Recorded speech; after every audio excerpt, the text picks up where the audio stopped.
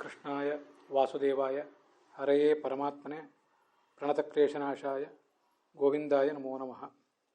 ವಿಷ್ಣುಪತ್ನಿ ಮಹಾಮಾಯೆ ಮಹಾಪುರುಷಲಕ್ಷಣೆ ಪ್ರಿಯೇ ಥಾಮೇ ಮಹಾಭಾಗೆ ಲೋಕಮಾತರ ನಮೋಸ್ತುತೆ.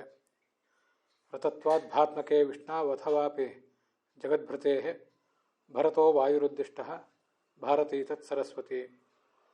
ಉಮಾವೈವಾಕ್ ಸಮುದ್ದಿಷ್ಟ ಮನೋರುದ್ರ ಉದಾಹೃತಃ ತದೇತನ್ಮಿಥುನಂ ಜ್ಞಾತ್ವಾ ನ ದಾಂಪತ್ಯಾದ್ವಿಹೀಯತೆ. ಉಮಾವೈವಾಕ್ ಸಮುದ್ದಿಷ್ಟ ಮನೋರುದ್ರ ಉದಾಹೃತಃ ತದೇತನ್ಮಿಥುನಂ ಜ್ಞಾತ್ವಾ ನ ದಾಂಪತ್ಯಾದ್ವಿಹೀಯತೆ. ಶ್ರೀ ಗುರುಭ್ಯೋ ನಮಃ. ಭಾಗವತದ 1ನೇ ಸ್ಕಂದದ 12ನೇ ಅಧ್ಯಾಯವನ್ನು ನಾವು ಇವತ್ತು ಶ್ರವಣ ಮಾಡಬೇಕಾಗಿದೆ. ಅದರಲ್ಲಿ ಈ ಉದ್ಧವ, ಕೃಷ್ಣ, ವಿದುರ, ಮೈತ್ರೇಯ ಮೊದಲಾದ ಪಾತ್ರಗಳ ಬಗ್ಗೆ ನಾವು ಕಳೆದ ದಿವಸ ನೋಡಿದ್ದೀವಿ.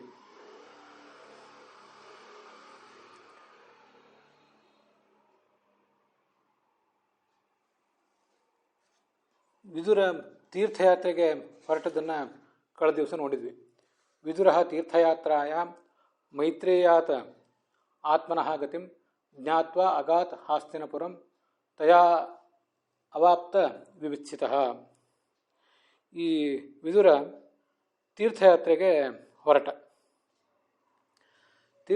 ಹೊರಟವನು ಮೈತ್ರೇಯನ ಭೇಟಿ ಮಾಡಿದ. ಆ ಮೈತ್ರೇಯನ ಮೂಲಕ ಭಗವತ್ ತತ್ವವನ್ನು ತಿಳಿದ. ಮತ್ತು ಜ್ಞಾತ್ವಾ ಅಗಾಧ್ ಹಸ್ತಿನಪುರಂ, ಅಲ್ಲಿಂದ ಹಸ್ತಿನಾವತಿಗೆ ಹೊರಟ.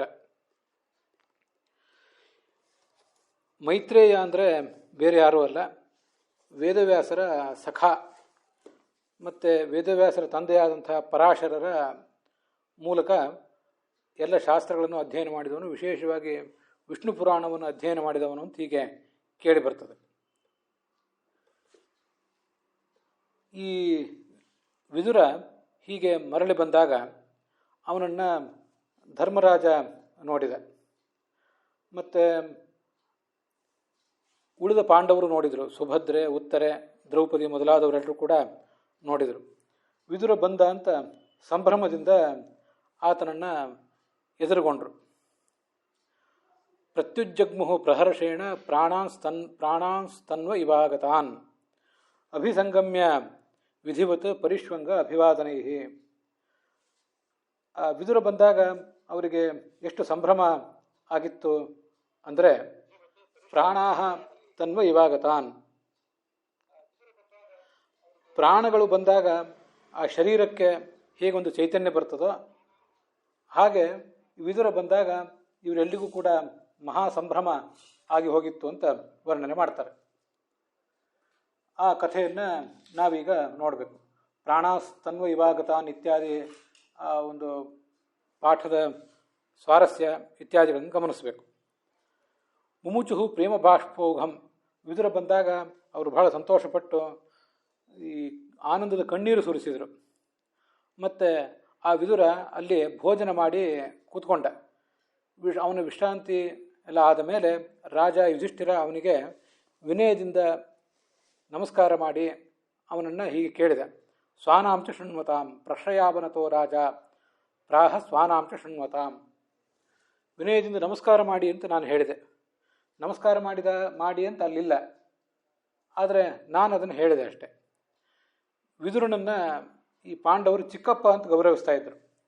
ವಿದುರನನ್ನು ದಾಸೀಪುತ್ರ ಅಂತ ದುರ್ಯೋಧನ ಮೊದಲಾದವರು ಹೀಗಳಿತಾ ಇದ್ದರೆ, ಪಾಂಡವರು ಆತನನ್ನು ಚಿಕ್ಕಪ್ಪ ಅಂತ ಗೌರವಿಸ್ತಾ ಇದ್ದರು. ಪಾಂಡವರ ತಂದೆಯಾದಂಥ ಪಾಂಡು ಮಹಾರಾಜ ಮತ್ತು ಧೃತರಾಷ್ಟ್ರ ಹಾಗೆ ವಿದುರ, ಈ ಮೂವರು ಕೂಡ ವೇದವ್ಯಾಸನಿಂದಲೇ ಹುಟ್ಟಿದವರು, ನಮಗದು ಗೊತ್ತಿದೆ. ಅದರಿಂದ ಚಿಕ್ಕಪ್ಪ ಅಂತ ಗೌರವಿಸ್ತಾ ಇದ್ದರು. ಹೀಗೆ ವಿನಯದಿಂದ ಅವನನ್ನು ಈ ಮುಂದಿನಂತೆ ಮಾತಾಡಿಸಿದರು ಅಂತ ಅಲ್ಲಿ ಬರುವಂಥ ಒಂದು ಪ್ರಶ್ನೆ. ಅದಕ್ಕೆ ಈ ಶ್ಲೋಕಗಳಿಗೆ ಸಂಬಂಧಪಟ್ಟಂತೆ ವಿಶೇಷ ವ್ಯಾಖ್ಯಾನ ಏನೂ ಇಲ್ಲ. ಕಳೆದ ದಿವಸ ನಾನು ಹೇಳಿದ್ದೆ, ವಿದುರನ ಈ ಮೈತ್ರೇಯನ ಕುರಿತಾಗಿ ಒಂದು ಮಾಹಿತಿ ಹೇಳಿದ್ದೆ. ಕೃಷ್ಣನ ಮೂಲಕ ಜ್ಞಾನವನ್ನು ಪಡ್ಕೊಂಡಂಥವನು ಮತ್ತು ಜಗದ್ಗುರುವಾಗಿದ್ದ ಆ ಮೈತ್ರೇಯನ ಮೂಲಕವೇ ಈ ಜಗತ್ತಿನಲ್ಲಿ ಎಲ್ಲ ಜ್ಞಾನಿಗಳಿಗೂ ಕೂಡ ಜ್ಞಾನ ಬಂದಿತ್ತು. ಅವರು ಈ ಜ್ಞಾನವನ್ನು ಮುಂದೆ ಜಗತ್ತಿನಲ್ಲಿ ಪ್ರಚುರಪಡಿಸಿದರು. ರಾಧಾಕೃಷ್ಣರು ತಮ್ಮ ಸುಧಾ ವ್ಯಾಖ್ಯಾನದಲ್ಲಿ ಹೇಳುವಂತೆ ಯೇಸು ಕ್ರಿಸ್ತನಿಗೂ ಕೂಡ ವಿದುರನ ಮೂಲಕವೇ ಜ್ಞಾನ ಬಂದಿತ್ತು ಅನ್ನುವುದನ್ನೆಲ್ಲ ನಾವು ಕೇಳಿದ್ವಿ. ಈಗ ಶ್ರೀಧರನ ವ್ಯಾಖ್ಯಾನದಲ್ಲಿ ಪ್ರಾಣಾಹ ತನ್ವ ಇವಾಗತಾನ್ ಅನ್ನುವ ಮಾತಿಗೆ ಏನು ಅರ್ಥ ಇದೆ ಅದನ್ನು ನಾವು ಗಮನಿಸಬೇಕು. ಪ್ರಾಣಂ ತನ್ವ ಇವೇತಿ ಕುತಶ್ಚಿತ್ ಮೂರ್ಛಾದಿ ದೋಷತಃ ಪ್ರಾಣೇ ಅವಸನ್ನೇ ಸತಿ. ಏನೋ ಒಂದು ಮೂರ್ಛೆಯೋ ಏನಾದರೂ ಬಂದಾಗ ನಮ್ಮ ಪ್ರಾಣ ಹೋದಂತೆ ಆಗಿರ್ತದೆ. ಆವಾಗ ಆ ಪ್ರಾಣ ಮತ್ತೆ ಬಂದಾಗ ಮೂರ್ಛಾದಿ ದೋಷತಃ ಪ್ರಾಣೇ ಅವಸನ್ನೇ ಸತಿ ತನ್ವಃ ಕರಾ ಅಂಘ್ರ್ಯಾದಯ ನಿಶ್ಚೇಷ್ಟ ಭವಂತಿ. ಆಗ ನಮ್ಮ ಕೈ ಕಾಲು ಮೊದಲಾದವುಗಳು, ತನುಗಳು ಅಂದರೆ ಕೈ ಕಾಲು ಮೊದಲಾದವುಗಳು, ತನು ಅಂದರೆ ಶರೀರ ಅಂತ ಅರ್ಥ. ಆದರೆ ಶರೀರ ಅನ್ನೋ ಅರ್ಥವನ್ನು ಬಿಟ್ಟು ಕೈ ಕಾಲು ಮೊದಲಾದವು ಅಂತ ಅರ್ಥ ಮಾಡಿದ್ದಾರೆ ಶ್ರೀಧರರು. ಅವು ನಿಶ್ಚೇಷ್ಟ ಆಗಿ ಹೋಗ್ತವೆ. ಮತ್ತೆ ಆ ಪ್ರಾಣ ಬಂದಾಗ ಅವೆಲ್ಲ ಎದ್ದು ನಿಂತ್ಕೋತವೆ, ಹಾಗೆ ಅಂತ ಅರ್ಥ ಮಾಡಿದ್ದಾರೆ. ವೀರರಾಘವರ ವ್ಯಾಖ್ಯಾನದಲ್ಲಿ ಮೈತ್ರೇಯ ಅಂದರೆ ಕುಶಾರವನ ಗೋತ್ರದಲ್ಲಿ ಅವನು ಹುಟ್ಟಿದವನು. ಅಂಥ ವಿದುರ ಆ ಮೈತ್ರೇಯನ ಮೂಲಕ ಜ್ಞಾನ ಪಡ್ಕೊಂಡಿದ್ದ. ಯಥಾ ಆಗತಂ ಪ್ರಾಣಂ ತನ್ವಃ ಶರೀರಾಣಿ. ಪ್ರಾಣ ಬಂದಾಗ ತನ್ವಃ ಅಂದರೆ ಶರೀರಗಳು ಅಂತ ಅರ್ಥ ಮಾಡ್ತಾರೆ ವೀರರಾಘವರು. ತನು ಅಂದರೆ ಶರೀರ ಅಂತಲೇ ಮುಖ್ಯವಾದ ಅರ್ಥ. ಕೈ ಕಾಲು ಅಂತ ಅರ್ಥ ಮಾಡಿದ್ದು ಶ್ರೀಧರರ ವ್ಯಾಖ್ಯಾನದಲ್ಲಿ ಮಾತ್ರ ಕಂಡು ಬರ್ತದೆ. ತನು ಅಂದರೆ ಶರೀರಗಳು. ಪ್ರಾಣ ಬಂದಾಗ ಶರೀರ ಮತ್ತೆ ಹೇಗೆ ಎಚ್ಚೆತ್ತುಕೊಳ್ತದೋ ಹಾಗೆ ಪಾಂಡವರೆಲ್ಲರೂ ಕೂಡ ಎಚ್ಚೆತ್ತುಕೊಂಡ್ರು ಅಂತ ಅದಕ್ಕೆ ಅರ್ಥ ಬರೀತಾರೆ. ಇದಕ್ಕೆ ರಾಧಾಕೃಷ್ಣರು ಏನು ಅರ್ಥ ಮಾಡಿದ್ದಾರೆ ಅಂತ ಅನ್ನೋದು ನೋಡೋಣ. ಅವರು ಶ್ರೀಧರರ ವ್ಯಾಖ್ಯಾನದವನ್ನು ನೆರಳನ್ನೇ ಯಾವತ್ತೂ ಅನುಸರಿಸ್ತಾರೆ. ಪ್ರಾಣ ಬಂದಾಗ ತನುಗಳು ಅಂದರೆ ಕರಚರಣಾದಿ ಅವಯವಗಳು ಅಂತಲೇ ವ್ಯಾಖ್ಯಾನ ಮಾಡಿದ್ದಾರೆ. ಇದಿಷ್ಟಾಯಿತು. ಇದಕ್ಕೆ ನಾವು ಏನು ಅರ್ಥ ಮಾಡಬೇಕು, ಭಾಗವತ ತಾತ್ಪರ್ಯಕ್ಕೆ ಅನುಗುಣವಾಗಿ ಏನು ಅರ್ಥ ಮಾಡಬೇಕು, ಯಾದವಾರ್ಯರು ವಿಜಯಧ್ವಜರು ಮೊದಲಾದವರು ಏನು ಅರ್ಥ ಮಾಡಿದ್ದಾರೆ ಅಂತ ಅನ್ನೋದನ್ನು ನೋಡೋಣ.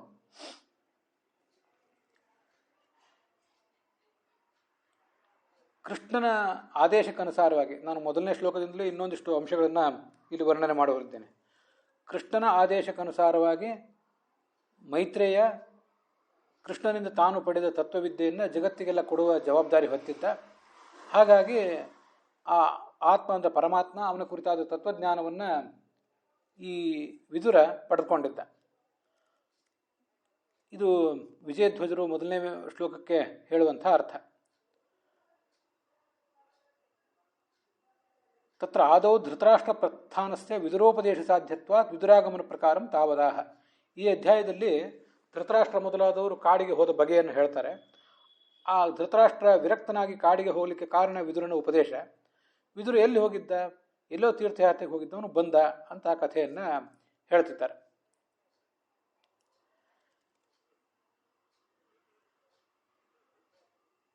ಇದು ಆ 1, 2 ಮೊದಲಾದ ಶ್ಲೋಕಗಳಿಗೆ ನಮಗೆ ಸಿಗುವಂಥ ಅರ್ಥ. ಸೂತ ಅಂದರೆ ಸಂಜಯ. ಆ 3ನೇ ಶ್ಲೋಕದಲ್ಲಿ ಧೃತರಾಷ್ಟ್ರೋ ಯುಯುತ್ಸುಶ್ಚ ಸೂತಃ ಶಾರದ್ವತಃ ಪೃಥಾ. ಶಾರದ್ವತ ಅಂದರೆ ಕೃಪಾಚಾರ್ಯ. ಮುಂದೆ ಗಾಂಧಾರಿ, ದ್ರೌಪದರು ಮೊದಲಾದವರೆಲ್ಲರೂ ಅಂತ ಅರ್ಥ. 5ನೇ ಶ್ಲೋಕಕ್ಕೆ ಭಾಗವತ ತಾತ್ಪರ್ಯ ಇರೋದು. ಪ್ರತ್ಯುಜ್ಜಗ್ಮುಹು ಪ್ರಹರ್ಷೇಣ ಪ್ರಾಣಾಸ್ತನ್ವ ಇವಾಗತಾನ್ ಅಭಿಸಂಗಮ್ಯ ವಿಧಿವತ್ ಪರಿಷ್ವಂಗ ಅಭಿವಾದನೈ. ಕೆಲವರು ಆತನನ್ನು ಆಲಂಗಿಸ್ಕೊಂಡ್ರು, ಕೆಲವರು ಆತನಿಗೆ ನಮಸ್ಕಾರ ಮಾಡಿದರು. ಹೀಗೆಲ್ಲ ಅದಕ್ಕೆ ತಾತ್ಪರ್ಯ. ತತ್ ಪ್ರಾಣೇ ಪ್ರಪನ್ನೆ ಉದತಿಷ್ಠತ್ ಅಂತ ಐತರೇಯ ಉಪನಿಷತ್ತಿನ ಒಂದು ವಚನ ಇದೆ. ಪ್ರಾಣ ಬಂದಾಗ ಆ ಶರೀರ ಎದ್ದು ನಿಂತಿತು. ಅದು ಆ ಐತರೇಯ ಉಪನಿಷತ್ತಿನ ಆ ಮಂತ್ರದ ಅರ್ಥ. ಅದಕ್ಕೆ ಪದರತ್ನಾವಲಿಯಲ್ಲಿ ವಿಜಯಧ್ವಜರು ಹೇಳ್ತಾರೆ, ಆಗತಾನ್ ಪ್ರಾಣಾನ್ ದೃಷ್ಟ ತನ್ವಹ ಭೋಗಾಯತನಾನಿ ಶರೀರಾಣಿ ಇವ. ಪ್ರಾಣಗಳು ಹೋಗುವುದರಲ್ಲಿದ್ದಾಗ ಅಥವಾ ಹೋಗೇ ಬಿಟ್ಟಿದ್ದರೆ ಶರೀರ ನಿಶ್ಚೇಷ್ಟ ಆಗ್ತದೆ, ನಮಗದೆಲ್ಲ ಅನುಭವ ಇದೆ. ಆ ಪ್ರಾಣಗಳು ಮತ್ತೆ ಬಂದಾಗ ತನುಗಳು ಅಂದರೆ ನಮ್ಮ ಭೋಗಾಯತನವಾದ ನನ್ನ ಭೋಗ, ನನ್ನ ಸುಖ ದುಃಖಾನುಭವ ನನ್ನ ಶರೀರಕ್ಕೆ, ಶರೀರದ ಮೂಲಕ, ನಿಮ್ಮ ಸುಖ ದುಃಖಾನುಭವ ನಿಮ್ಮ ಶರೀರದ ಮೂಲಕ ಆಗ್ತದೆ. ಹೀಗೆ ನಮ್ಮ ನಿಮ್ಮ ಭೋಗಾಯತನವಾದ ಈ ಶರೀರಗಳು ಆ ಪ್ರಾಣಗಳು ಬಂದಾಗ ಎದ್ದು ನಿಲ್ಲುವಂತೆ ಅಂತ ಅದಕ್ಕೆ ತಾತ್ಪರ್ಯ. ಈಗ ಒಂದ ಮೂರ್ಛೆ ಮೊದಲಾದ ದೋಷಗಳಿಂದ ಹೀಗಾಗಿರ್ತದೆ. ಇನ್ನು ಕೆಲವು ಕಡೆ ಇದನ್ನು ನಿಯರ್ ಡೆತ್ ಎಕ್ಸ್ಪೀರಿಯನ್ಸ್ ಅಂತ ಕೆಲವು ಕಡೆ ಹೇಳ್ತಾರೆ. ಅದನ್ನು ಶಾಸ್ತ್ರದ ವಿಜ್ಞಾನಿಗಳು ಕೂಡ ಸಾಕಷ್ಟು ಸಂಶೋಧಿಸಿದ್ದಾರೆ. ಸಾವಿನ ಸಮೀಪಕ್ಕೆ ಹೋಗಿ ಇನ್ನೇನು ದೇಹವನ್ನು ಬಿಟ್ಟು ಮತ್ತೆ ಹೊರಗೆ ಹೋದವರು, ಮತ್ತೆ ಯಾವುದೋ ಕಾರಣದಿಂದ ಬಲಾತ್ಕಾರವಾಗಿ ದೇಹದ ಒಳಗೆ ದೂಡಲ್ಪಟ್ಟವರು ಕೆಲವು ತಮ್ಮ ಅನುಭವಗಳನ್ನು ಹೇಳಿದ್ದಾರೆ. ಪಾಶ್ಚಾತ್ಯರು ಕೂಡ ಅದರಲ್ಲಿ ಸೇರಿದ್ದಾರೆ. ಅದ್ರ ಬಗ್ಗೆ ಎಲ್ಲ ಅನೇಕ ಪುಸ್ತಕಗಳೇ ಅದ್ರ ಬಗ್ಗೆ ಕೇಳಿ ಬರ್ತವೆ. ಹೀಗೆ ದೇಹದಿಂದ ಹೊರಗೆ ಹೋಗುವುದು ಮತ್ತು ದೇಹದ ಒಳಗೆ ಬರುವುದು, ಇನ್ನು ದೇಹದಿಂದ ಪ್ರಾಣ ಹೊರಗೆ ಹೋದಾಗ ದೇಹವನ್ನು ಇನ್ನು ಅಂತ್ಯಕ್ರಿಯೆಗೆ ಸಜ್ಜುಗೊಳಿಸಬೇಕು ಅಂತ ತೊಗೊಂಡು ಹೊರಟಾಗ, ಬಂಧು ಬಾಂಧವರೆಲ್ಲ ಹೊರಟಾಗ ಮತ್ತೆ ದೇಹ ಇದ್ದಕ್ಕಿದ್ದಂತೆ ಎದ್ದು ನಿಲ್ಲುವುದು, ಇವೆಲ್ಲ ಘಟನೆಗಳನ್ನು ಅಲ್ಲಲ್ಲಿ ನಾವು ಕೂಡ ವರದಿಗಳಲ್ಲಿ ನೋಡ್ತಿರ್ತೀವಿ. ಅದನ್ನೇ ಇಲ್ಲಿ ಹೇಳಿದ್ದಷ್ಟೆ. ಇದು ಪ್ರಾಣಾನ್ ದೃಷ್ಟ, ಪ್ರಾಣಾನ್ ಅಂತ ಬಹುವಚನ, ತನ್ವಹ ಅಂತ ಇದು ವಿಜಯಧ್ವಜರ ವ್ಯಾಖ್ಯಾನ. ಈ ಚಕ್ಷುರಾದಿ 5 ಜ್ಞಾನೇಂದ್ರಿಯ 5 ಕರ್ಮೇಂದ್ರಿಯದಿಂದ ಕೂಡಿದಂತಹ ವಿರಿಂಚನ ಶರೀರ ಪ್ರಾಣೇ ಮುಖ್ಯ ಪ್ರಾಣೇ ಪ್ರಪನ್ನೇ ಪ್ರಾಪ್ತೆ ಪ್ರವಿಷ್ಟೇ ಸತಿ ಇತಿ ಯಾವತ್. ಇದಕ್ಕೆ ಒಂದು ಕಥೆ ಇದೆ.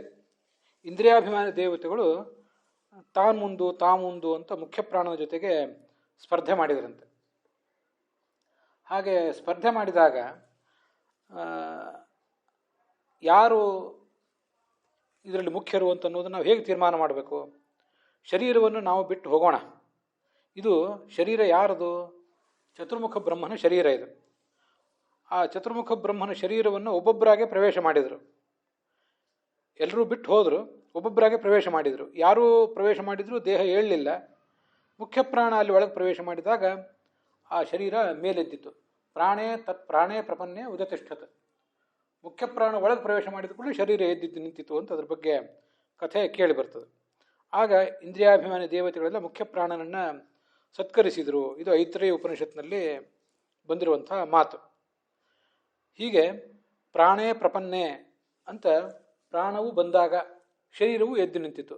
ಚತುರ್ಮುಖ ಬ್ರಹ್ಮನ ಶರೀರ ಅದು. ಚತುರ್ಮುಖ ಬ್ರಹ್ಮನೇ ತನ್ನ ಶರೀರವನ್ನು ಹೀಗೆ ಆ ಮುಖ್ಯ ಪ್ರಾಣನ ಶ್ರೇಷ್ಠತೆಯ ಒಂದು ಸಾಬೀತು ಮಾಡುವುದಕ್ಕಾಗಿ ತನ್ನ ಶರೀರವನ್ನು ಹೀಗೆ ಕೊಟ್ಟಿದ್ದ ಅಂತ ಕೇಳಿ ಬರ್ತದೆ. ಇದು ಐತರೇಯ ಉಪನಿಷತ್ತಿನಲ್ಲಿ ಅಲ್ಲದೆ ಮತ್ತು ಒಂದೆರಡು ಉಪನಿಷತ್ತುಗಳಲ್ಲೂ ಈ ಕಥೆ ಕೇಳಿ ಬರ್ತದೆ. ಹೀಗೆ ಪ್ರಾಣ ಬಂದಾಗ ಅಂದರೆ ಮುಖ್ಯ ಪ್ರಾಣ ಬಂದಾಗ ಎಲ್ಲರೂ ಕೂಡ ಚೈತನ್ಯಪೂರ್ಣರಾಗಿ ಎದ್ದು ನಿಲ್ತಾರಲ್ಲ, ಹಾಗೆ ಇಲ್ಲಿಯೂ ಕೂಡ ಆಯಿತು ಅಂತ ಅದರ ತಾತ್ಪರ್ಯ. ಇದು ನಮಗೆ ಯಾದವಾರ್ಯರು ತಿಳಿಸುವಂಥ ಅರ್ಥ. ಯಾದವಾರ್ಯರ ದೃಷ್ಟಿಯಲ್ಲಿ ಹೀಗೆ ಪ್ರಾಣಂ ತನ್ವ ಇವಾಗತಾನ್, ಪ್ರಾಣಂ ಅಂತ ಏಕವಚನ. ಇನ್ನು ಈ ವಿಜಯಧ್ವಜರ ವ್ಯಾಖ್ಯಾನದಲ್ಲಿ ಪ್ರಾಣಾನ್ ತನ್ವ ಇವಾಗತಾನ್ ಅಂತ ಅದರ ಅರ್ಥ ಆಗ್ತದೆ. ಇಲ್ಲಿ ನಾವು ಗೋವಿಂದಾಚಾರ್ಯರು ಇದಕ್ಕೊಂದಿಷ್ಟು ವಿವರಣೆಗಳನ್ನು ಬರೆದಿದ್ದಾರೆ. ಅವು ಏನು ಅಂತ ನಾವೊಂದು ಬಾರಿ ಈಗ ಗಮನಿಸಬೇಕು. ಪ್ರಾಣಾನ್ ದೃಷ್ಟ ಅಂತ ಇದ್ದರೆ ಅದು ಚೆನ್ನಾಗಿರ್ತದೆ ಅಂತ ಅವರು ಬರೀತಾರೆ. ಅವರ ಸಂಪಾದಿತವಾದ ಪುಸ್ತಕದಲ್ಲಿ ಪ್ರಾಣಾನ್ ತನ್ವ ಇವಾಗತಾನ್, ಪ್ರಾಣಾನ್ ಅಂತ ದ್ವಿತೀಯ ವಿಭಕ್ತಿ ಬಹುವಚನ, ತನ್ವಹ ಅಂಥೇಳಿ ಪ್ರಥಮ ವಿಭಕ್ತಿ ಬಹುವಚನ. ತನುಗಳು, ಶರೀರಗಳು, ಆಗತಾನ್ ಪ್ರಾಣಾನ್, ಮರಳಿ ಬಂದ ಪ್ರಾಣಗಳನ್ನು ಹೇಗೆ ಸಂತೋಷದಿಂದ ಸ್ವಾಗತಿಸ್ತಾವೋ, ಪ್ರಾಣಗಳು ಮರಳಿ ಬಂದಾಗ ಹೇಗೆ ಸಂಭ್ರಮಿಸ್ತಾವೋ, ಹಾಗೆ ಇವರೆಲ್ಲರೂ ಕೂಡ ಸಂಭ್ರಮಿಸಿದರು ಅಂತ ಅದರ ತಾತ್ಪರ್ಯ. ಉಪನಿಷತ್ತಿನಲ್ಲಿ ಪ್ರಾಣೇ ಪ್ರಪನ್ನೆ ಅಂತ ಏಕವಚನ ಇದೆ. ಪ್ರಾಣಾನ್ ಆಗತಾನ್ ಅಂತ ಹೇಗೆ ಬಹುವಚನ? ಭಾಗವತದಲ್ಲಿ ಬಂದಿರುವ ಪ್ರಾಣಾನ್ ಆಗತಾನ್ ಅನ್ನುವ ಮಾತು ಬಹುವಚನವನ್ನು ಒಳಗೊಂಡಿದೆ. ಉಪನಿಷತ್ತಿನಲ್ಲಿ, ಐತರೇಯ ಉಪನಿಷತ್ತಿನಲ್ಲಿ ಏಕವಚನ ಇದೆ. ಆಚಾರ್ಯರು ಅದನ್ನೇ ಉದ್ಧರಿಸಿದ್ದಾರೆ. ಹಾಗಾದರೆ ಆಚಾರ್ಯರು ಐತರೇಯ ಉಪನಿಷತ್ತಿನಲ್ಲಿ ಬಂದಿರುವ ಪ್ರಾಣೇ ಪ್ರಪನ್ನೆ ಅಂತ ಏಕವಚನವನ್ನು ಒಳಗೊಂಡಿರುವ ಮಾತನ್ನು ಉದ್ಧರಿಸಿರುವಾಗ, ಇಲ್ಲಿ ಭಾಗವತದಲ್ಲೂ ಕೂಡ ಪ್ರಾಣಂ ತನ್ವ ಇವಾಗತಂ ಅಂತಲೇ ಇರಬೇಕಾಗಿತ್ತಲ್ವಾ ಅಂತ ಒಂದು ಪ್ರಶ್ನೆ ಬರ್ತದೆ. ಯಾದವಾರ್ಯರ ಪಾಠನೇ ಸರಿಯಲ್ವಾ ಅಂತ. ಅದಕ್ಕೆ ಗೋವಿಂದಾಚಾರ್ಯ ಹೇಳ್ತಾರೆ, ಯದ್ಯಪಿ ಭಾಷ್ಯೋದಾಹೃತ ಪ್ರಮಾಣಾನುಸಾರೇಣ, ಹೌದು, ಭಾಷ್ಯದಲ್ಲಿ ಉದಾಹೃತವಾದ್ದು ಐತರೇಯ ಉಪನಿಷತ್ತಿನ ಮಾತು, ಅದಕ್ಕನುಸಾರವಾಗಿ ಪ್ರಾಣಂ ಅಂತ ಏಕವಚನವೇ ಯುಕ್ತ ಅಂತ ಸರಿಯಾಗ್ತದೆ. ಮುಖ್ಯ ಪ್ರಾಣ ಬಂದಾಗ ಬ್ರಹ್ಮನ ಶರೀರ ಎದ್ದು ನಿಂತಿತು ಅಂತ ಅದರ ಅರ್ಥವೂ ಆಗ್ತದೆ.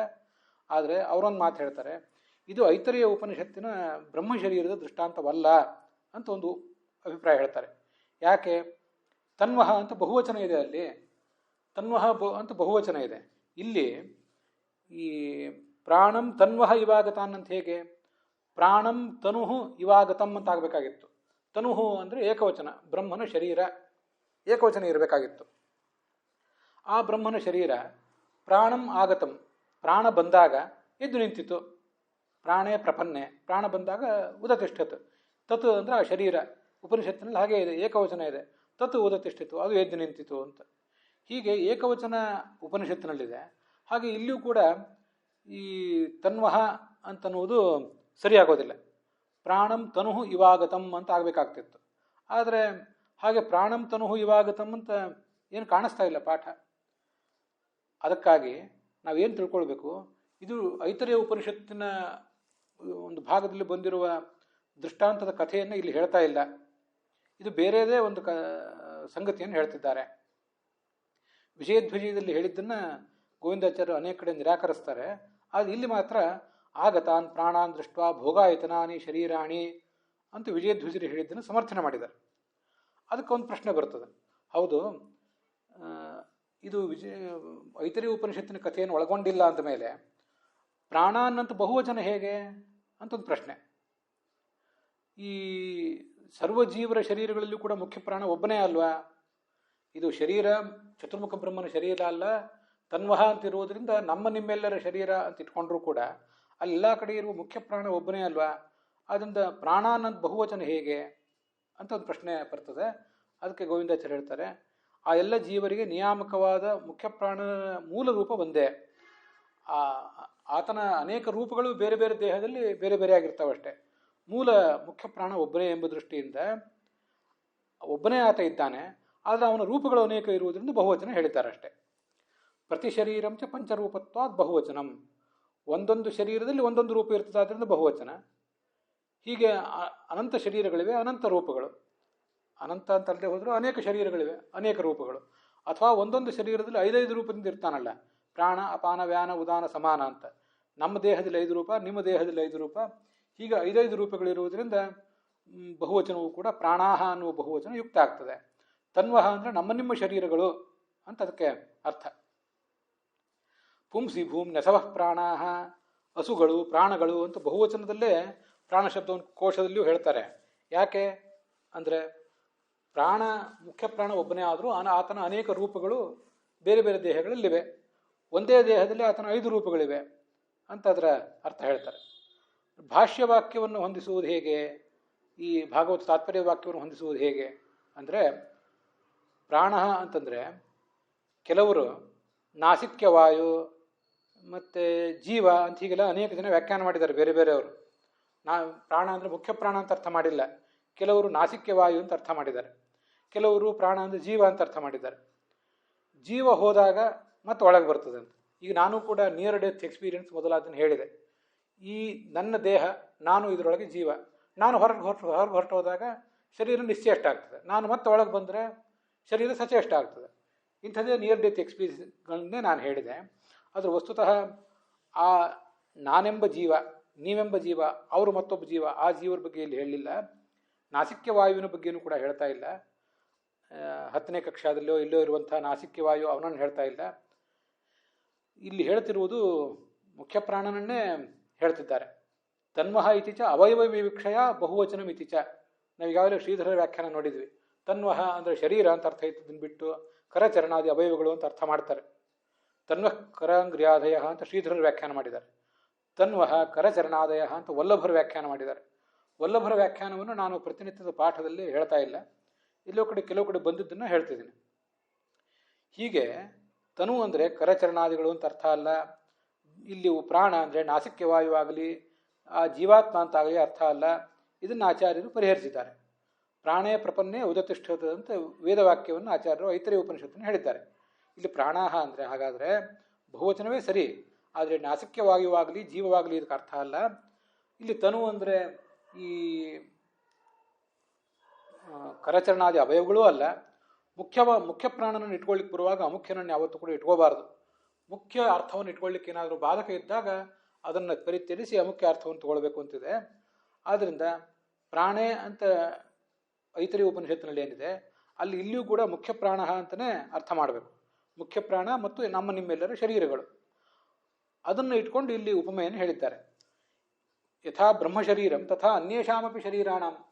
ಚತುರ್ಮುಖ ಬ್ರಹ್ಮನ ಶರೀರವನ್ನೇ ಮುಖ್ಯ ಪ್ರಾಣ ಬಿಟ್ಟು ಹೋದಾಗ ಆ ಶರೀರ ಬಿದ್ದು ಹೋಯಿತು. ಬೇರೆ ದೇವತೆಗಳಲ್ಲಿ ಪ್ರವೇಶ ಮಾಡಿದಾಗ ಆ ಶರೀರ ಏಳಲಿಲ್ಲ. ಮತ್ತೆ ಮುಖ್ಯ ಪ್ರಾಣ ಪ್ರವೇಶ ಮಾಡಿದಾಗ ಶರೀರ ಎದ್ದಿತು. ಹೇಗೆ ಬ್ರಹ್ಮ ಶರೀರವೋ ಹಾಗೆ ನಿಮ್ಮ ಶರೀರಗಳನ್ನು ಇಟ್ಕೊಳ್ಬೇಕು ಅಂತ ಆಚಾರ್ಯರ ತಾತ್ಪರ್ಯ. ಐತರಿ ಉಪನಿಷತ್ತನ್ನು ತೋರಿಸಿ ಆ ಕಥೆಯ ಆಧಾರದಲ್ಲಿ ನಿಮ್ಮ ಶರೀರಗಳನ್ನು ನಿಮ್ಮ ಶರೀರಗಳ ಬಗ್ಗೆನೂ ವಿಚಾರ ಮಾಡಿರಿ. ನಿಮ್ಮ ಶರೀರಗಳನ್ನು ಕುರಿತೇ ತನ್ವಹ ಅಂತ ಬಹುವಚನದಲ್ಲಿ ಹೇಳಿದ್ದು ಹೊರತು ಮುಖ್ಯ ಪ್ರಾಣನ ಚತುರ್ಮುಖ ಬ್ರಹ್ಮನ ಶರೀರವನ್ನು ಅಲ್ಲಿ ಹೇಳಲಿಲ್ಲ ಅಂತ ಆಚಾರ್ಯರ ತಾತ್ಪರ್ಯ. ಪ್ರಾಣ ತನೂಪದಯೋ ಮುಖ್ಯಾರ್ಥ ಗ್ರಹಣೆ ಶ್ರುತ್ಯನುಗ್ರಹೋಪಿ ಅಸ್ತಿ ಇತ್ಯಾಹ. ಪ್ರಾಣ ಎಂಬ ಶಬ್ದಕ್ಕೆ ಮುಖ್ಯ ಪ್ರಾಣ ಅಂತ ಅರ್ಥ, ತನು ಎಂಬ ಶಬ್ದಕ್ಕೆ ಶರೀರ, ನಮ್ಮೆಲ್ಲ ಜೀವರ ಶರೀರ, ಚತುರ್ಮುಖ ಬ್ರಹ್ಮನ ಶರೀರವೂ ಒಳಗೊಂಡಂತೆ ನಿಮ್ಮೆಲ್ಲರ ಶರೀರ ಅಂತ ಅರ್ಥ ಮಾಡಿದರೆ ಶ್ರುತಿಗೆ ಅದು ಅನುಕೂಲವೂ ಆಗ್ತದೆ. ಮತ್ತು ಈ ಜಗತ್ತಿನಲ್ಲಿ ನಮಗೆಲ್ಲ ಕಂಡಿರುವುದು ನಿಮ್ಮ ಶರೀರಗಳೇ. ಆ ಶರೀರ ಒಳಗಿನ ಮುಖ್ಯ ಪ್ರಾಣ ಎದ್ದು ಹೋದಾಗ ಬಿದ್ದು ಹೋಗ್ತದೆ, ಅವನು ಮತ್ತೆ ಬಂದರೂ ಬರ್ತದೆ. ವಸ್ತುತಃ ಮುಖ್ಯ ಪ್ರಾಣ ಎದ್ದು ಹೋಗುವುದು ಬರುವುದು ನಮಗೆ ಕಾಣಿಸೋದಿಲ್ಲ. ಅದು ಹೋಗಲಿ, ನೀವು ಜೀವಾತ್ಮರು ನಿಯರ್ ಡೆತ್ ಎಕ್ಸ್ಪೀರಿಯನ್ಸ್ನಲ್ಲಿ ಕೂಡ ಜೀವಾತ್ಮ ಹೊರಗೆ ಹೋಗುವುದು ಒಳಗೆ ಬರುವುದು ಕಾಣಿಸೋದಿಲ್ಲ. ಮುಖ್ಯ ಪ್ರಾಣ ಒಳಗೆ ಬರುವುದು ಹೊರಗೆ ಹೋಗುವುದು ಕಾಣಿಸ್ತದ, ಅದು ಕಾಣಿಸೋದಿಲ್ಲ. ಕೇವಲ ಹಾಗೊಂದು ಅವರು ಊಹೆ ಮಾಡಿದ್ದಾರಷ್ಟೇ. ಶರೀರ ಇದ್ದಕ್ಕಿದ್ದಂತೆ ನಿಶ್ಚೇಷ್ಟ ಆಗುವುದು, ಅದು ಮತ್ತೆ ಸಚೇಷ್ಟ ಆಗುವುದಕ್ಕೂ ಏನು ಕಾರಣ? ಆ ಬದುಕಿ ಬಂದ ಜೀವ ತನ್ನ ಅನುಭವಗಳನ್ನು ಹೇಳ್ತದೆ. ನಾನು ಎಲ್ಲೋ ಹೋಗಿದ್ದೆ, ಯಾವುದೋ ಲೋಕಕ್ಕೆ ಹೋಗಿದ್ದೆ, ಅಲ್ಲಿ ನನ್ನನ್ನು ವಿಚಾರಿಸಿ ಮತ್ತೆ ಕಳಿಸಿಕೊಟ್ರು, ಅದರಿಂದ ನಾನು ಮತ್ತೆ ಬದುಕಿ ಬಂದಿದ್ದೀನಿ ಅಂತ. ಹೀಗೆ ನಮ್ಮ ದೇಶದಲ್ಲೂ ಪರದೇಶಗಳಲ್ಲೂ ಅನೇಕ ಘಟನೆಗಳನ್ನು ಹೇಳಿದ್ದಾರೆ.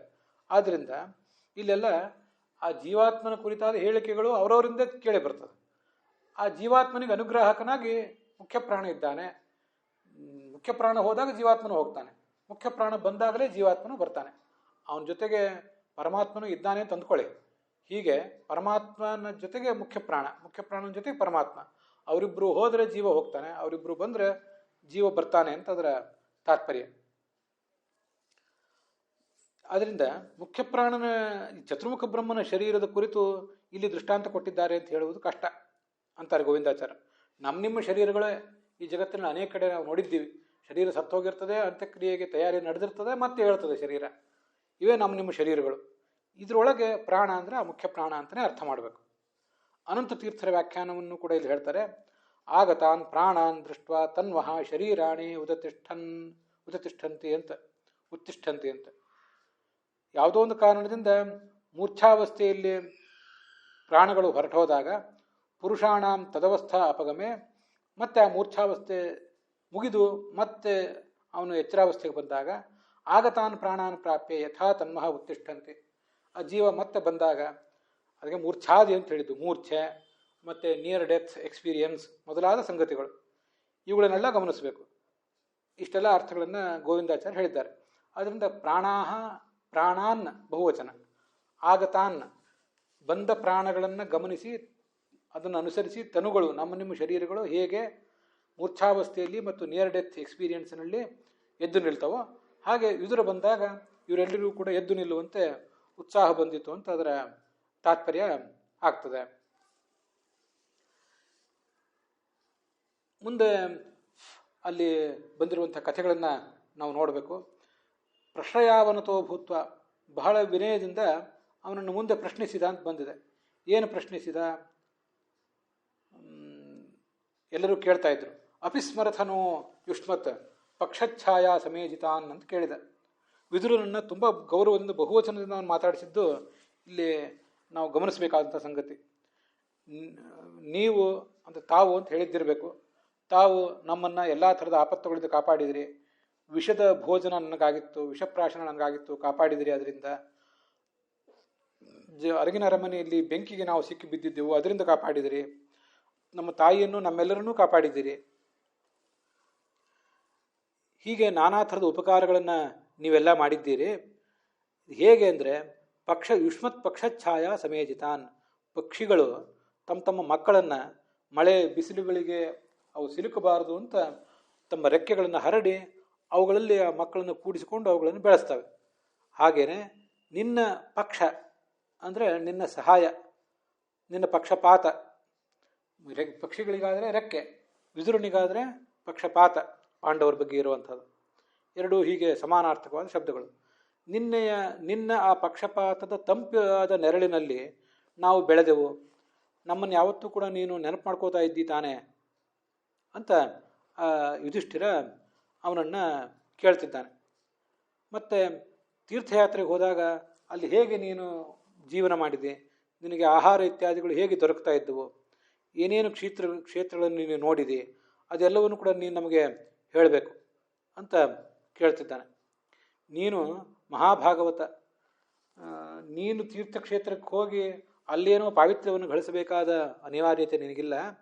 ನೀನೇ ಅಲ್ಲಿಗೆ ಹೋಗಿ ತೀರ್ಥೀಕುರುವಂತೆ ತೀರ್ಥಾನಿ ಸ್ವಾತ್ಮಸ್ಥೇನ ಗದಾಭೃತ, ನೀನು ನಿನ್ನಂಥವರು ತೀರ್ಥಕ್ಷೇತ್ರಗಳಿಗೆ ಹೋಗಿ ಅಲ್ಲಿ ಮುಳುಗಿ ಆ ತೀರ್ಥಗಳಿಗೆ ಪಾವಿತ್ರ್ಯವನ್ನು ಕೊಡುವಂಥವ್ರು ನೀವು, ಅಂಥ ಮಹೋನ್ನತ ವ್ಯಕ್ತಿತ್ವ ನಿಮ್ಮದು. ಹಾಗಿರುವಾಗ ನೀನು ಆ ತೀರ್ಥಕ್ಷೇತ್ರಗಳಿಗೆ ಹೋಗಿ ಏನು ಮಾಡಿದೆ ಅಂತ ಅವನು ಕೇಳ್ತಾನೆ. ನಮ್ಮ ಬಾಂಧವರಾದಂಥ ಯಾದವರು ಅವರು ಹೇಗಿದ್ದಾರೆ, ನೀನು ಅವರನ್ನು ನೋಡಿದೆಯಾ, ಅವ್ರ ಬಗ್ಗೆ ಕೇಳಿದೆಯಾ, ತಮ್ಮ ನಗರದಲ್ಲಿ ಅವರು ಚೆನ್ನಾಗಿದ್ದಾರೋ ಹೇಗೆ ಅಂತೆಲ್ಲ ಕೇಳಿದ. ಆಗ ಯುಧಿಷ್ಠಿರನಿಗೆ ವಿದುರ ಏನೇನನ್ನು ಹೇಳಬೇಕು ಅಂತ ಹೊರಟ ಅದನ್ನೆಲ್ಲವನ್ನು ಕೂಡ ನಾವು ಮುಂದಿನ ಭಾಗದಲ್ಲಿ ನೋಡ್ತೀವಿ. ಇದಕ್ಕೆ ಸಂಬಂಧಪಟ್ಟಂತೆ ವ್ಯಾಖ್ಯಾನದ ಒಂದಿಷ್ಟು ವಿಷಯಗಳನ್ನು ಗಮನಿಸಿದರೆ ಆಯಿತು. ಈ ಭಾಗವತದಲ್ಲಿ ಮುಂದೆ 9ನೇ ಸ್ಕಂದದಲ್ಲಿ ಭಗೀರಥ ಗಂಗೆಯನ್ನು ಸ್ವರ್ಗದಿಂದ ಕೆಳಕ್ಕೆ ತಂದ ಅಂತ ಬರ್ತದಲ್ಲ, ಹಾಗೆ ಗಂಗೆ ಆತಂಕಿತಳಾಗಿದ್ದಂತೆ. ನಾನು ಇಲ್ಲಿ ಬಂದರೆ ಈ ಜನ ಎಲ್ಲ ತಮ್ಮ ತಮ್ಮ ಪಾಪಗಳನ್ನು ನನ್ನಲ್ಲಿ ಬಿಡ್ತಾರೆ, ಗಂಗಾ ಸ್ಥಾನಕ್ಕೆ ಹೋಗಿ, ಯಮುನಾ ಸ್ಥಾನಕ್ಕೆ ಹೋಗಿ, ಪ್ರಯಾಗದ ರಾಜ ಸ್ಥಾನಕ್ಕೆ ಹೋಗಿ ಪಾಪಗಳನ್ನು ನನ್ನಲ್ಲಿ ಬಿಡ್ತಾರೆ. ನ ಭುವಂ ಯಾಸ್ಯೆ ನರಾಹ ಮಯಿ ಮೃಜಂತಿ ಅಘಂ ಮೃಜಾಮಿ ತದಘಂ ಕ್ವಾಹಂ ರಾಜಂತವ ತತ್ರ ವಿಚಿಂತ್ಯತಾಂ. ಅವರು ನನ್ನಲ್ಲಿ ಪಾಪ ಬಿಟ್ಟರೆ ನಾನು ಪಾಪವನ್ನು ಎಲ್ಲಿ ತೊಳ್ಕೋಬೇಕು, ಸ್ವಲ್ಪ ಅದ್ರ ಬಗ್ಗೆ ವಿಚಾರ ಮಾಡಿ ಹೇಳು ಅಂತ ಅವಳು ಕೇಳ್ಕೊಂಡ್ಳು. ಆಗ ಭಗೀರಥ ಹೇಳಿದ, ಸಾಧವೋ ನ್ಯಾಸಿನಶ್ಯಾಂತಾ ಧರ್ಮಿಷ್ಠಾ ಲೋಕಪಾವನಾ ಹರಂತ್ಯಘಂ ತೇಂಗ ಸಂಗಾತ್ ತೇಶ್ವಾಸ್ಥ್ಯ ಅಗಭಿದ್ದರಿಹಿ. ಇದೆಲ್ಲ ವೀರರಾಘವರು ತಮ್ಮ ವ್ಯಾಖ್ಯಾನದಲ್ಲಿ ಕೋಟ್ ಮಾಡಿದ್ದಾರೆ. ಹೆದರಬೇಡ, ನೀನು ಇಲ್ಲಿ ಬಾ, ನನ್ನ ಪೂರ್ವ ಪಿತೃಗಳನ್ನು, ಕಪಿಲನ ನೇತ್ರಾಗ್ನಿಗೆ ಸಿಕ್ಕು ಭಸ್ಮೀಭೂತರಾದವರನ್ನು ನೀನು ಸದ್ಗತಿಗೆ ಮುಟ್ಟಿಸು. ನಿನ್ನಲ್ಲಿ ಈ ಜಗತ್ತಿನಲ್ಲಿ ನೀನು ನೆಲೆ ಕಂಡ ಮೇಲೆ ನಿನ್ನಲ್ಲಿ ಏನು ಪಾಪವನ್ನು ಬಿಡ್ತಾರೆ ಜನ, ಅದನ್ನು ತೊಳೆಯಲಿಕ್ಕೆ ಮತ್ತಷ್ಟು ಜನ ಸಜ್ಜನರು ಬರ್ತಾರೆ. ಅವರು ಅಲ್ಲಲ್ಲಿ ಬಂದು ತಾವು ನಿನ್ನಲ್ಲಿ ಸ್ನಾನ ಮಾಡಿ ಆ ಪಾಪವನ್ನೆಲ್ಲ, ನಿನಗೆ ಬಂದ ಕಳಂಕವನ್ನೆಲ್ಲ ತೆಗಿತಾರೆ ಅಂತ ಹೇಳಿದೆ. ಅದು ಆ ಕಾಲದಿಂದ ಈ ಕಾಲಕ್ಕೂ ಸತ್ಯವೇ. ಅನೇಕ ಜನ ಮಹಾಪುರುಷರು ಅಲ್ಲಿ ಸ್ನಾನ ಮಾಡಿ ಗಂಗೆಯ ಪಾಪವನ್ನು ಕಳೆದರು. ಗಂಗೆಗಿಂತ ದೊಡ್ಡವರಾದ ಜ್ಞಾನಿಗಳು ಗಂಗೆಗೆ ಅನುಗ್ರಹ ಮಾಡಿದರು. ಅದಲ್ಲದೇ ಗಂಗೆಗೆ ಏನೊಂದು ನಮ್ಮ ಆಧುನಿಕ ಜೀವನ ವಿಧಾನದಿಂದ ಕೈಗಾರಿಕಾ ಮಾಲಿನ್ಯವನ್ನೆಲ್ಲ ನಾವು ಸುರಿದೆವು, ಅದನ್ನು ಕೂಡ ಕಾಲಕ್ಕೆ ಪರಿಹಾರ ಮಾಡುವ ಪ್ರಯತ್ನವನ್ನು ಅನೇಕ ಜನ ಸಾಧುಗಳು, ಸತ್ಪುರುಷರು ಇವತ್ತಿನ ಕಾಲಕ್ಕೂ ಕೂಡ ಮಾಡ್ತಾನೇ ಇದ್ದಾರೆ. ಗಂಗೆಗಾಗಿ ತಮ್ಮ ಜೀವನವನ್ನೇ ಮುಡಿಪಿಟ್ಟು ಅದಕ್ಕಾಗಿ ಪ್ರಾಣವನ್ನೇ ಪರಿತ್ಯಾಗ ಮಾಡಿದಂಥವರು ಕೂಡ ಇದ್ದಾರೆ. ಅವರೆಲ್ಲ ನಿನ್ನ ಪಾಪವನ್ನು, ನಿನ್ನ ಮಾಲಿನ್ಯವನ್ನು, ನಿನ್ನ ಅಂತರಂಗದ ಪಾಪವನ್ನು, ಅಂತರಂಗದ ಮಾಲಿನ್ಯವನ್ನು, ಬಹಿರಂಗದ ಮಾಲಿನ್ಯವನ್ನು ಕಳೀತಾರೆ. ನೀನೇನು ವಿಚಾರ ಮಾಡಬೇಡ, ಬಾ ಅಂತ ಆ ಭಗೀರಥ ಗಂಗೆಯನ್ನು ಕರೆದಿದ್ದ. ಅದನ್ನು ವೀರರಾಘವರ ವ್ಯಾಖ್ಯಾನದಲ್ಲಿ ನೋಡ್ತೀವಿ. ಮುಂದೆ ಇದಕ್ಕೆ ಸಂಬಂಧಪಟ್ಟಂತೆ ಈ ರಾಧಾಕೃಷ್ಣರ ವ್ಯಾಖ್ಯಾನದಲ್ಲಿ ಹೆಚ್ಚಿಂದೇನು ಕಾಣಿಸೋದಿಲ್ಲ. ಸ್ವಾತ್ಮಸ್ಥೇನ ಗದಾಭೃತ, ಗದಾಧರನಾದ ಭಗವಂತನನ್ನು ತಮ್ಮ ಹೃದಯದಲ್ಲಿ ಹೊತ್ತಿರ್ತಾರೆ. ಅವರು ತೀರ್ಥಗಳನ್ನೇ ಮತ್ತಷ್ಟು ಪವಿತ್ರವನ್ನಾಗಿ ಮಾಡ್ತಾರೆ. ಅದರಿಂದ ನೀನು ಹೋಗಿ ಆ ತೀರ್ಥಕ್ಕೆ ಪಾವಿತ್ರ್ಯವನ್ನು ತರಬೇಕಾಗಿಲ್ಲ, ತೀರ್ಥವನ್ನೇ ನೀನು ಪವಿತ್ರನನ್ನಾಗಿ ಮಾಡಿದವನು. ಯಮನ ಅಂಶ ಅವನು ಇಂಥ ಅನೇಕ ತೀರ್ಥಗಳಿಗಿಂತ ಮಿಗಿಲಾದವನು. ಆ ತೀರ್ಥಗಳಿಗೆ ಪಾವಿತ್ರ್ಯವನ್ನು ಕೊಟ್ಟವನು. ದಕ್ಷಿಣ ದಿಕ್ಕಿನ ಅಭಿಮಾನಿ ದೇವತೆ ಆತ. ಆದ್ದರಿಂದ ಗಂಗಾ ಮೊದಲಾದ ಅನೇಕ ತೀರ್ಥಗಳಿಗೆ ಪಾವಿತ್ರ್ಯವನ್ನು ಕೊಟ್ಟಂತಹ ಮಹಾದೇವತೆ, ಅವನಿಗೆ ಸಲ್ಲುವಂತಹ ಮಾತೇ ಇದು. ಅದನ್ನು ಆ ಯುಧಿಷ್ಠಿರ ಕೇಳಿದ್ದ. ನೀನು ಎಲ್ಲೆಲ್ಲಿ ಹೋಗಿದ್ದಿ, ಏನೇನು ನೋಡಿದೆ ಅಂತ ಆತೆಲ್ಲ ಕೇಳಿದ್ನಲ್ಲ, ಅದಕ್ಕೆ ಸಂಬಂಧಪಟ್ಟಂತೆ ಏನು ಉತ್ತರ ಹೇಳಿದ ವಿದುರ ಅಂತನ್ನೋದನ್ನು ನಾವು ನಾಳೆ ದಿವಸ ನೋಡೋಣ. ಅಲ್ಲಿಗೆ ಇವತ್ತಿನ ಈ ಭಾಗ ಸಮಾಪ್ತವಾಗಿದೆ. ಹುಸಿಯ ನಾಡಿ ಹೊಟ್ಟೆ ಹೊರೆವ ವಿಷಯದಲ್ಲಿ ರಸಿಕನೆಂದು ಹುಸಿಗೆ ಹಾಕಿದಿರೋ ಇನ್ನು ಹೃಷಿಕೇಶನೇ, ಈಶನಿನ್ನ ಚರಣ ಭಜನೆ ಆಸೆಯಿಂದ ಮಾಡುವೆ, ದೋಷ ರಾಶಿ ನಾಶ ಮಾಡು ಶ್ರೀಶಕೇಶವ. ಶ್ರೀಕೃಷ್ಣಾರ್ಪಣ ಮಸ್ತು.